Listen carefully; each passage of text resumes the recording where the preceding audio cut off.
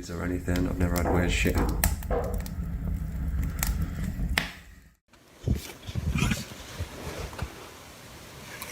Somebody's back here again. I hear footprints. Hello? Remote forests can feel peaceful and untouched until something inexplicable happens. Eerie sounds, unexplained sightings, the unshakable sense of being followed. Camping far from help can quickly turn into pure nightmare fuel. In this video, we're counting down 8 terrifying things campers experienced in remote forests. These aren't campfire tales or fiction, they're disturbing first-hand accounts that still haunt those who lived them. If you enjoy the outdoors, this might change your mind. Let's get started.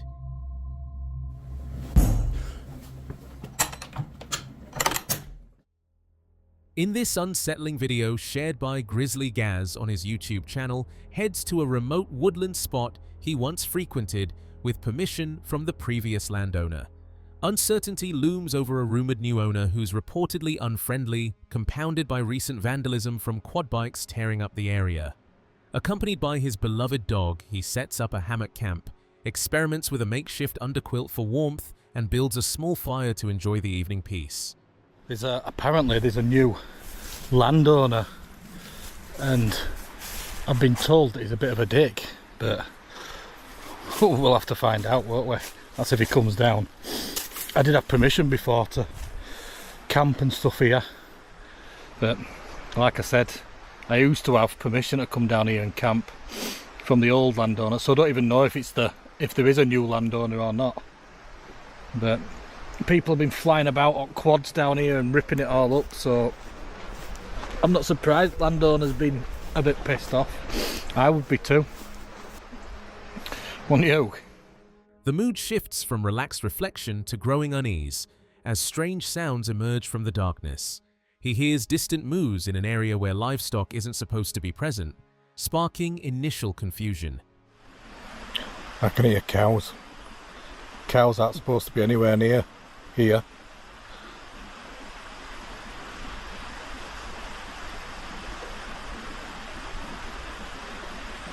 Of course they're going to make me look like a liar now, aren't they? Stop mooing. As night deepens, the situation escalates dramatically when he spots eerie eyeshine reflecting back from the shadows.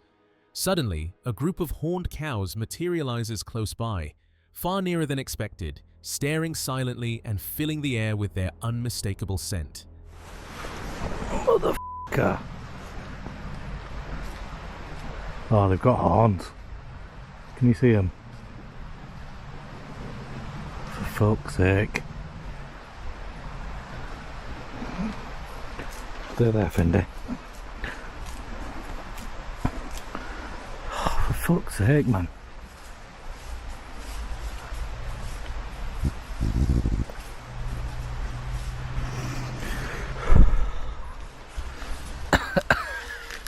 I didn't even hear him. Didn't even hear him come down. I just smelled cow shit. Their unexpected arrival, seemingly out of nowhere, leaves him startled and paranoid, convinced they're lingering and watching intently. The encounter builds a palpable sense of being followed or monitored in the isolated setting. Frustrated and unable to relax with the animals potentially staying all night in the long grass, he decides to pack up quickly, leash his dog, and carefully navigate away from the field to escape the persistent presence. That's it, I'm doing one. Can't be arsed with these cows, I need to get away from them. They're going to be here all night because grass is just well long. We've got a buffet down here and they're just going to be bothering me all night. But if you like the idea of horror movies and like the video, and if you like the video, oh, there's more here. Oh, for fuck's sake. Fendi, come here. What starts as a simple overnight escape turns into a creepy reminder that even familiar wilderness spots can deliver unexpected, almost watchful intrusions from the wild. The camper's raw frustration and quick exit capture how quickly solitude can flip into discomforting vulnerability. The next on our list was shared by Travel Tales on YouTube. A couple embracing van life in France searches for the perfect overnight spot, settling on a stunning, isolated hilltop in a forested area with benches and a fire pit. The location promises solitude and beauty, so they level the van as best they can, light a cozy fire, and relax despite chilly winds and a slanted surface that makes proper rest tricky. Their dog joins them as they enjoy the peaceful afternoon, planning future adventures, including an exciting upcoming trip.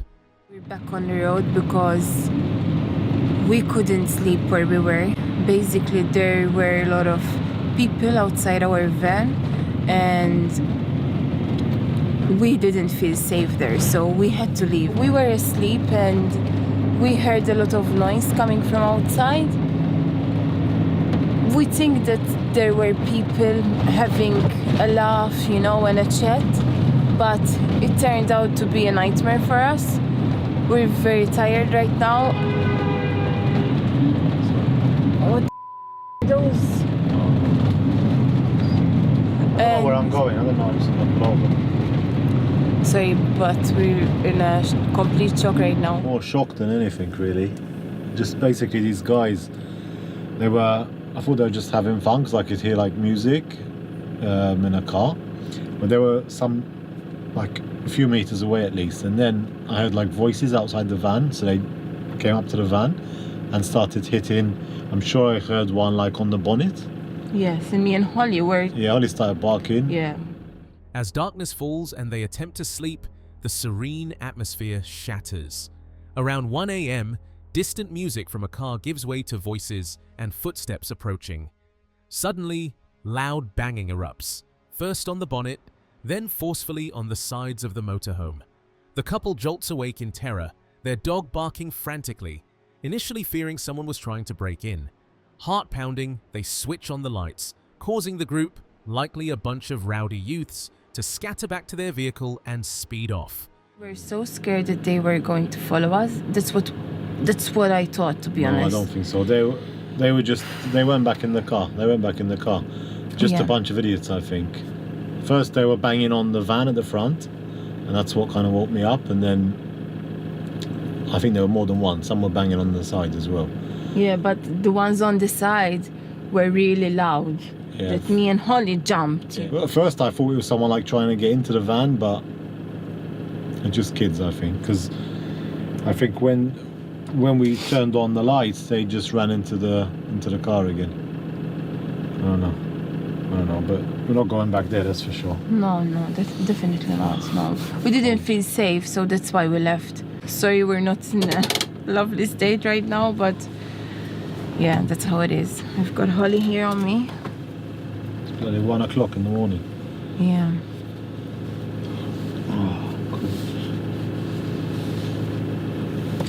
And the thing is, that park up looked normal, you know? It was okay. It was a bit dark, to be honest, but turned out to be a place where people hang out at night, basically. Yeah, bloody idiots. Shaken to the core and worried the attackers might follow, the pair doesn't confront them or linger. They immediately start driving away in the dead of night, too rattled to think clearly, eventually pulling over at a safer location after a tense escape. The next morning, they inspect the van. No damage found, but the incident leaves them stressed, exhausted, and reflective. This real-life van life horror serves as a stark reminder that even remote spots can turn threatening when strangers appear in the night. The couple emphasizes the importance of quick action, extra precautions, and never underestimating the vulnerability of sleeping in a vehicle far from help. A dedicated outdoor enthusiast, living day 435 in nature, sets out on a winter hike in Scotland to reach the remote White Lagan Bothy near Loch Doon while documenting his journey on happy hippie wild living. Carrying extra firewood for a fire, he marvels at the stunning, secluded beauty of the landscape, noting how Scotland remains the most breathtaking place he's ever experienced. The trek is solitary, with no other hikers in sight, and he arrives at the charming stone bothy, thrilled to find it empty and cozy.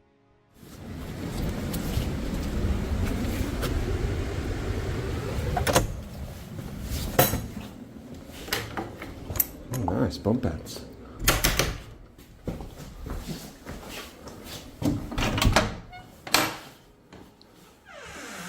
Alright, sweet. Nice and cozy. Said I wanted to take up fishing. Someone's left a little homemade fishing rod. Really sweet. You see some pretty weird written on doors. That's normally the shit you see. Smoke that shit. And that's a common one. If you can see it, it says Bill Gates. That one, little coordinates. I think I'm gonna go check it out. Inside, the atmosphere feels welcoming. A homemade fishing rod left behind, scenic views of the loch from the window, and scattered remnants from previous visitors, including quirky writings on the door. He settles in, cooks a simple haggis meal with mustard and black pepper, sets up his bed, and prepares for a relaxing evening by the fire. A brief visit from friendly Mountain Bothy team members adds a warm touch, and later a family stops by briefly after exploring nearby. Most of the night now, I just get my music on, enjoy this beautiful fire, then get back outside tomorrow in my hammock. I got one of them water filter straws, and it comes with 2 little bags as well, so you can attach the straw to that. But I've not got to use. Oh, maybe this is the guests. There was no one there. I don't know if that's just the people with me or something. I don't know if that's something they do, but I don't think it would be that family. It was just a dad and his daughter and son. Oh well, we'll see. It was just knocking on the door again, and then I went out, but there was no one there, so I don't know what's going on, but I've not heard of any haunted bobbies or anything. I've never had weird As darkness falls and he enjoys the hypnotic glow of the fire with music playing, the peaceful night takes an eerie turn. Unexplained knocking starts at the door. He checks outside multiple times, but finds no one. The knocks continue intermittently.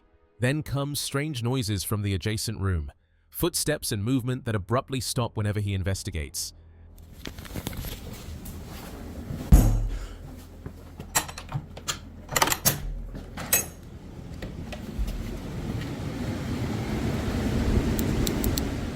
They're walking around in the other room, and then I go in there, and it just stops.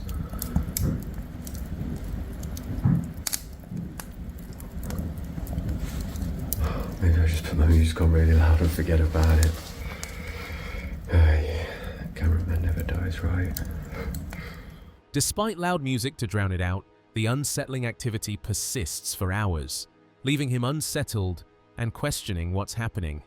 He dismisses the idea of ghosts, preferring to think it might be pranksters or something explainable, but admits the experience felt genuinely creepy. No clear resolution emerges, and he spends the night alert yet determined to enjoy his time in nature. The next morning, he remains optimistic, reaffirming his love for wild living and nature over paranormal explanations. This rare, unsettling night in an otherwise idyllic bothy stay stands out as an unexplained anomaly in his long journey of peaceful wilderness immersion. A solo female van dweller shares her most frightening night on the channel asleep 5 decades. While parked in a secluded, snowy spot. Deep in sleep around 4:30 a.m., she's jolted awake by 3 deliberate knocks right beside her head on the van's side panel, precisely where she sleeps. Frozen in shock, she calls out hello, but receives no response. Through a small peek, she glimpses someone on a pedal bike pedaling quickly up the driveway and disappearing into the darkness. Heart racing, she tries to process the encounter, suspecting the person might have been scoping the van for a potential robbery. Somebody's back here again. I hear footprints. Hello? It's 4:30 in the morning. I don't feel safe. Who are you?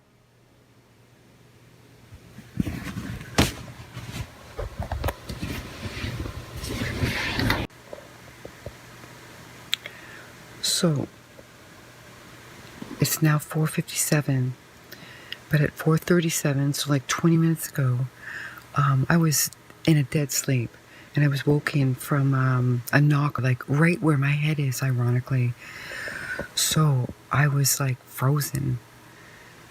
I looked at the time and it was very strange to me, like who would be knocking on the van at 4:30 in the morning. So by the second knock, I believe it was second, could be the third knock, and they would knock 3 times every time. I just mustered, hello? And no answer. The person was on a bike, like a pedal bike, like a 10-speed bike, a mountain bike or something, and they were up the drive. And so I just came and lied back down and trying to register what the just happened, who was that, what did they want, what were their intentions, and all I could think about is they were probably planning on robbing. Roughly 15 minutes later, the knocks return, again 3 times. This time, a male voice responds with, "I got a question for you." She firmly replies that she doesn't feel safe at 4:30 in the morning. Peering out, she sees headlights far up the drive before the vehicle backs away and leaves. Shaken, she stays alert, knife already open beside her bed, bear spray and an axe within easy reach throughout the van. The intrusions continue. A third visit, this time on foot. She hears footsteps circling the van, no knocks, just deliberate pacing. When she looks out, the figure hides behind a tree before hurrying to the same car seen earlier, which then drives off again. I hear footprints.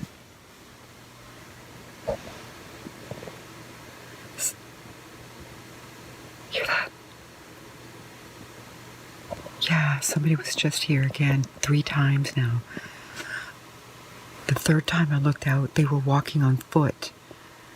I seen them walking and they hid behind the tree there. And then they went to a car, the same car that was here earlier. Well, that was back and then it backed away and left again. 3 times in one night. This time, they didn't knock though. They were just walking around. I could hear them walking around the van. But I'm not feeling so safe. Like, I'm just feeling like, I don't know. 3 separate approaches in one night leave her wide awake and deeply unsettled, convinced someone knows she's living alone inside. The next morning, daylight reveals disturbing evidence. Multiple large footprints in the snow around her van, far from her usual paths for collecting snow. 2 of her water bottles, totaling 8 liters, have been knocked over and emptied. The tracks show someone standing close, lingering in areas she never uses, heightening her sense of being watched and targeted. Though she carries multiple means of self-defense and is prepared to protect herself, the repeated, unexplained visits left her sleepless and hypervigilant.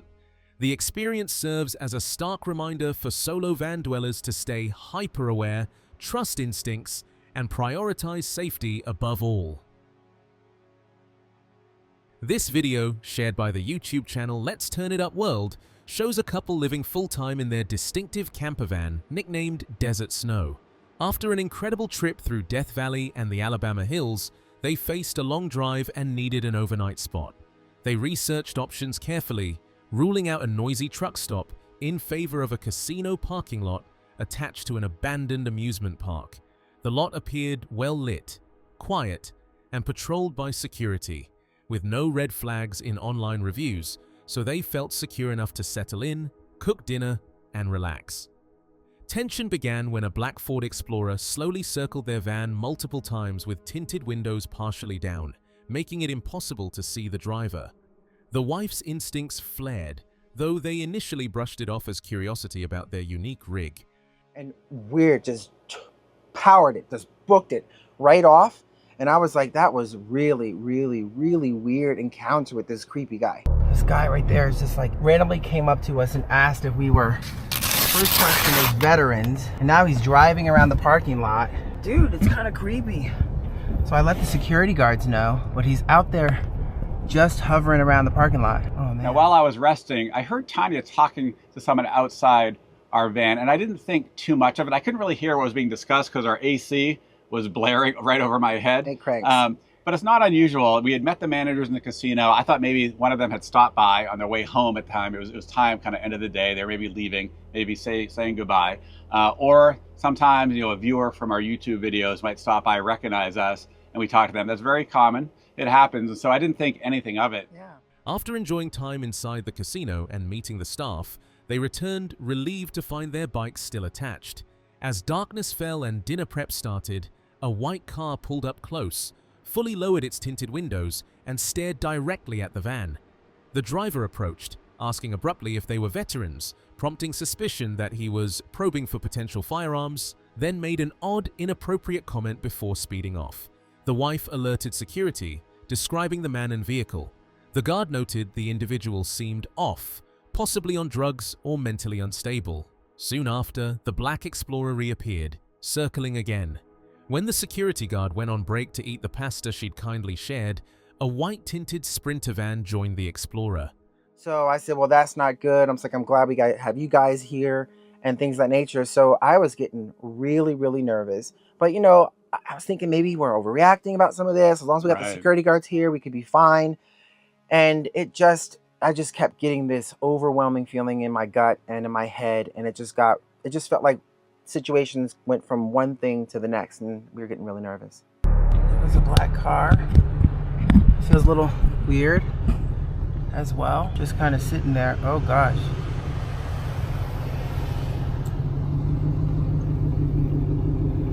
That is the same one that was there earlier. The Ford that was there earlier that also kind of circled by. Black Ford Explorer. Oh my goodness. And after trying to talk to the security guard, he left to do his rounds around the parking lot. And then, maybe it was about, 15 minutes later or so, yeah, the security guard pulled back up near us. And I went out and talked to him. And he actually said he saw that white car with the tinted windows parked in another part of the parking lot, an area that we actually couldn't see, and there was no one in the car. Yeah. Right. And so that's what he said. He didn't know where the person had gone. That black Ford Explorer came back, and right behind it was a white tinted out Sprinter van. And they both drove really slowly back behind our RV, behind Desert Snow. Either they were looking at the bikes, I don't know what it was, but they drove by really slow. So I'm cooking, and I'm just kind of side-eyeing, looking outside as to see where they're going. And they both parked next to each other. Both vehicles idled side by side directly behind their camper, occupants staying inside, engines running, creating an ominous sense of being cased or encircled. Fear escalated. They worried the vehicles might block their exit, target their bikes, or attempt something worse, like a carjacking. Acting fast but discreetly, they quickly secured items, raised shades to appear casual, prepared the driver's seat, and pulled out without drawing attention. They watched anxiously in the mirrors, terrified of being followed, but the vehicles stayed put. Relieved, they drove 45 minutes to a familiar, bustling truck stop, loud but heavily trafficked, well lit and full of truckers, where they finally felt safe. This experience is of a truck camper heading north to Two Harbors, Minnesota, along the shores of Lake Superior, planning a stealth overnight in his truck bed before an early morning salmon fishing trip targeting coho and possibly loopers. He shared the video on his channel, Mav. As he arrives at a promising spot near the water, he sets up his bed in the back of the truck and enjoys a local cream ale soda while organizing gear for the next day's catch and cook attempt. The location initially seems ideal for convenience, right where he intends to fish at dawn, but quickly becomes problematic. Cars begin circling and driving past frequently, turning the area into what appears to be a local high school hangout. Feeling exposed with people constantly passing by, he relocates briefly, but returns after a kind older woman mistakenly comments on his lights.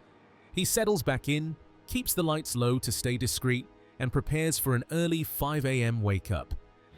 There was like 2 kids out this way, and I woke up to it sounded like something dragging on the ground.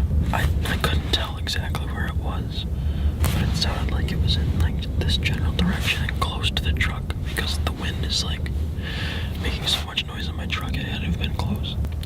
This dragging goes on, and then all of a sudden there's a pop. I couldn't tell what it was at first, but then I realized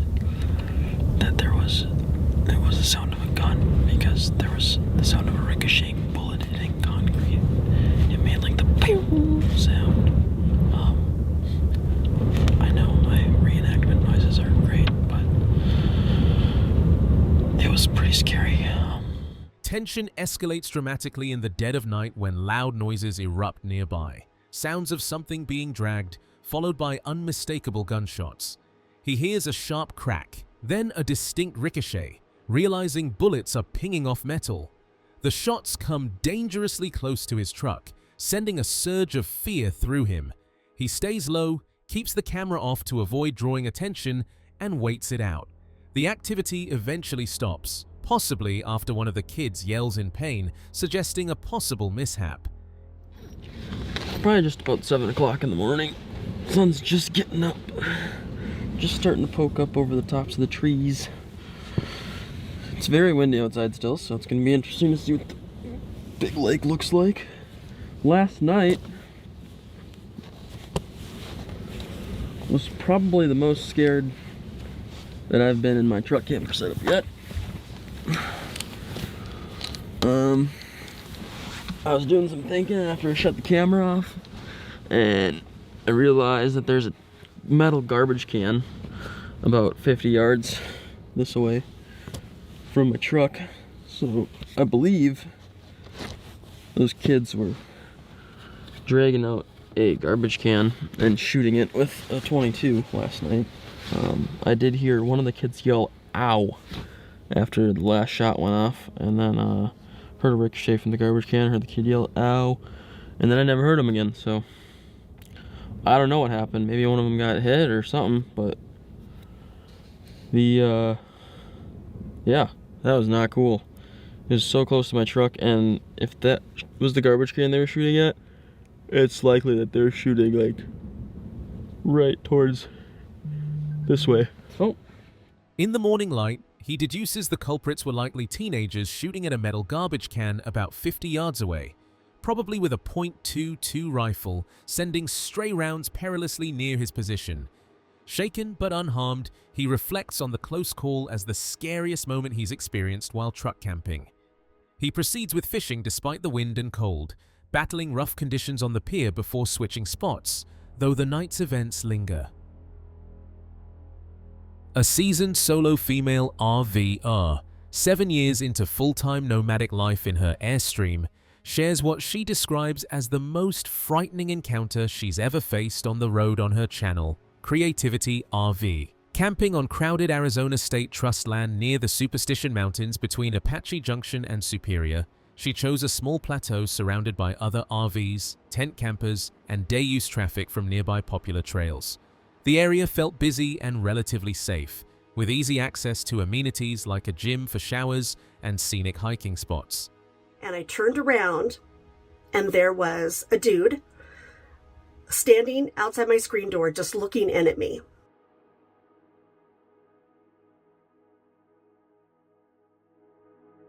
This dude did not look like a camper. It was the desert, and he was wearing a leather jacket and some cut-off pants, and he had really long red hair and like a porn stash. Looked like a biker, but he had a big smile on his face. The smile that he had, frankly, was too big. So the first thing I did was I put on my game face, not the friendly Robin you guys are used to seeing.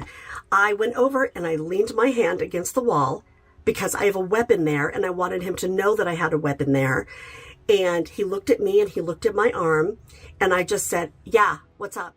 While filming a cooking video inside her rig, music playing, and the main door open with only the screen door closed for airflow, she hears a sudden hello from outside. Turning around, she finds a man standing right at her screen door, peering in. He doesn't fit the typical camper profile, dressed in a leather jacket and cut-off pants in the desert heat, sporting long red hair and a mustache, with an unnaturally wide, persistent smile. He claims he reserved Campsite 31, and his GPS led him there, holding up his phone and repeatedly asking her to step outside to look. Instinctively wary, she places her hand near a concealed weapon, maintains a stern expression, and firmly refuses to help or exit. He lingers for several minutes, overly chatty, glancing inside and around her rig as if checking for others or valuables. She glances out and notices nearby tent campers watching suspiciously, providing a subtle layer of backup. He just kept trying to chat me up in an overly friendly way, trying to get me to come outside, look at his phone, looking around me. And so I took a moment to lean forward and look to my right out my screen door to see if the tent campers that were right next to me were still there. We were only separated by a couple of bushes. And that couple was standing next to each other, frowning, looking my direction. So I knew that they also thought this was weird, but that they were keeping an eye out. Finally, the guy left. And I ran over to the window.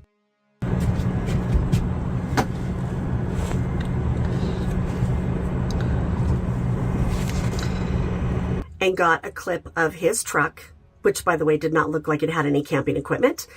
You can see it here. I've blurred out his license plate.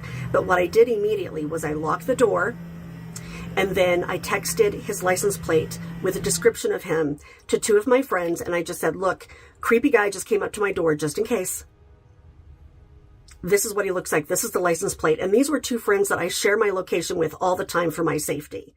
She quickly locks up, captures his truck, lacking any camping gear, on video and texts his description and plate to trusted friends who track her location. Shaken, she reflects on letting her guard down, back turned, music loud, assuming safety in numbers, and spends the night fortified inside with defensive tools. At first light, she hitches up and leaves. Later research reveals a new paid campground with exactly 31 sites nearby, not yet on Google Maps, sparking brief self-doubt. Ultimately, she trusts her gut. His behavior, appearance, and persistence felt predatory, not innocent. This close-call encounter reinforces vigilance for solo travelers, no matter how experienced or surrounded by others, highlighting the value of trusting instincts and proactive safety measures over complacency. Another form of camping, one that many consider safer, is car camping. Usually done in a van, truck, or larger vehicle, it gives a sense of protection from the wilderness. But for one man named Noah, that illusion of safety shattered one cold night in Sun River, Oregon. He had driven down a deserted road cutting through the woods, far from anyone or anything. It seemed perfect, quiet, isolated, the kind of place where the only sound would be the wind and the occasional rustle of trees. Noah parked his truck, set up the back for sleeping, and drifted into a peaceful sleep. But sometime after midnight, that peace broke. So I was originally not gonna make this video just because I don't really have my setup or anything yet. But a few days ago I was camping in Sun River, and what I thought would be a good location to pull over to the side of the road in like this forest area and sleep, which I thought no one was really around, turned into someone trying to creep on me, creep in my truck while I was sleeping. So he woke to the sound of footsteps outside, slow, deliberate, circling his truck. He grabbed his camera and whispered that someone was walking around, and had been for nearly 20 minutes. The voice in the recording trembles, caught between disbelief and terror. Then came the knocking. Soft at first, then louder, the sound of fingers brushing across the glass. Noah could see the faint outline of a figure peering through the canopy window. He froze, barely breathing. Whoever was outside didn't seem to know he was in there. Or maybe they did. Maybe that was the point. And I got some GoPro footage of it. It's kind of hard to tell, but you can kind of hear it in the background. But yeah, didn't really record after I got out and stuff. I'm currently sleeping in the back of my truck right now. I don't even know what time it is. He's literally touching my truck. How am I supposed to get him away? He's literally knocking. He's literally knocking on my truck. The canopy, the back door's locked. I've never been scared before ever. I don't think he knows that there's anyone in here. When daylight finally came, Noah stepped out to inspect what had happened. The back windshield was covered in smeared handprints, the dirt wiped away as if someone had been trying to see inside. Scratches ran down the sides of his truck, traces of fingers dragging across the metal. So I'm back home. This is the day after. He was trying to peek in my truck quite a bit with all these marks. I didn't even notice until I got home. Handprints there, a lot of scratches, stuff like that. Dragging his finger on my side of my truck. Whoa, looks like to be trying to get inside my truck. That's really all I could tell from when he was walking around. That's new. Don't know how that got there. More handprints trying to get in my truck. At least the back canopy was locked, but yeah, that was the result. So that was probably the scariest camping experience I've probably ever had in my entire life. He wasn't alone that night, but the only thing between him and the unknown was a locked door. These 8 true stories, from shadowy figures circling trucks to relentless knocks in the dead of night, remind us that the wilderness can hide more than just beauty. Solitude that feels peaceful can flip into pure vulnerability when you're miles from help. Whether you're tenting, van camping, or truck sleeping, trust your instincts, stay vigilant, and never ignore that gut feeling. The forest doesn't always play fair. Thanks for watching, stay safe out there, lock your doors, and we'll see you in the next one.